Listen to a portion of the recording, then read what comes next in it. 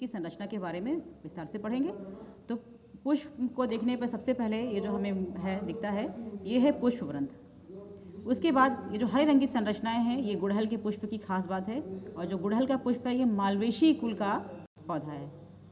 तो ये जो ये संरचनाएं हैं ये कहलाती हैं एपिकैलिक्स, परिवाह दल। इसके बाद हमें वाह्य दल दिखाई देते हैं, यानी कि कैलिक्स दिखते हैं, और ये फूल का सबसे बाहर वाला चक्र है। तो ये हो गए कैलिक्स। अब कैलिक्स को हटाने के बाद जो संरचना हमें दिखती है, जो रंगीन संरचना है, सुंदर सुंदर सी आकर्षक, ये है इसके दल पुंज यानी कि करोला।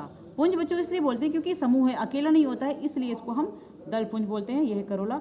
अलग अलग पुष्प में इसकी संरचना अलग अलग, जैसे सरसों के पुष्प में 4 होती है, इनका रंग गुड़हल में लाल है, किसी में पीला होता है, किसी में सफ़ेद होता है। और इनका मेन काम क्या है बच्चों, मैं बता चुकी हूँ। मेन काम ये है कि इस पुष्प को परागण के लिए कीटों को ये आकर्षित करता है, ये जो दलपुंज होता है यानी कि करोला होता है।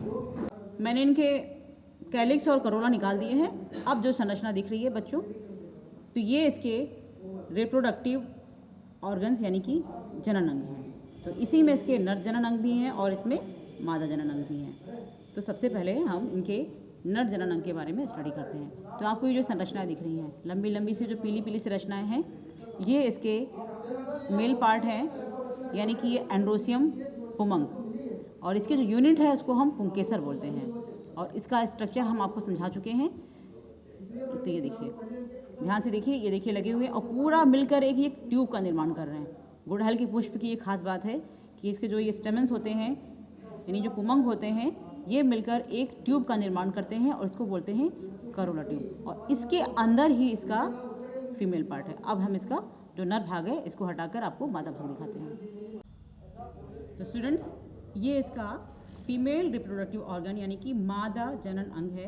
ये जो नीचे फूला हुआ सा भाग दिख रहा है ये ओवरी है, एक ही अंडाशय है, और ये है वर्तिका यानी कि स्टाइल, और ऊपर इसको मैं छोड़ूंगी तो नीचे आ जाएगा, ये इसकी स्टिग्मा है। तो ये स्टिग्मा हो गई, स्टाइल हो गई, और ये ओवरी यानी कि अंडाशय, वर्तिका और वर्तिकाग्र। और जब मैंने आपको बताया था परागण की क्रिया, तो परागण की क्रिया में मैंने बताया था कि बच्चों ये इसके नरभाग थे, ये थे इसके, ये था पुंकेसर। पुंकेसर में इसमें जो परागकण पाए जाते हैं, ये परागकण निकलकर यहाँ से इसके परागकोश से परागकण निकलकर जो ये मादा जननांग है उसके वर्तिकाग्र पर आते हैं, और वर्तिकाग्र पर आने के बाद आगे की प्रोसेस होती है। और ये देखिए इसमें ये नली सी संरचना होती है, सारे पुष्पों में ऐसी होती है, वर्तिकाग्र, वर्तिका और अंडाशय। तो अंडाशय यानी कि ओवरी, और इसी के अंदर होते हैं ओव्यूल।